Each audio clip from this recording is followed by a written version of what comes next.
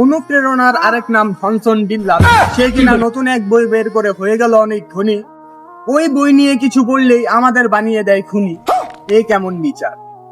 ভাই নামটা জানি কি কইলেন আবার একটু কোন তো। ভাইয়া ধনসন বিল্লাল।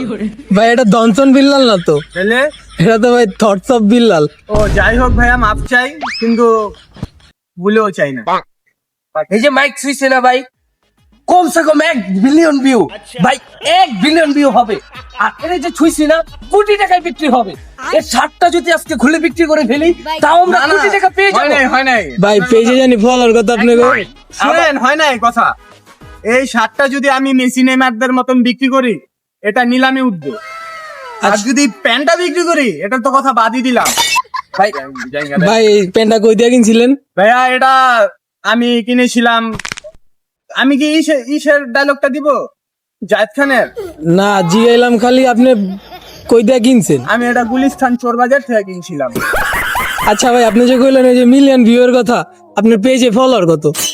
এই ভাই বেশি মানে 2-300 হইবে ভাই, তাও মিলিয়ন ভিউ, তাও মিলিয়ন ভিউ হবে ভাই। আমি বলে দিলাম ভাইয়ার ভিডিওতে মিলিয়ন ক্রস করবে ইনশাআল্লাহ। এই যে ছুঁয়ে দিছে ভাই।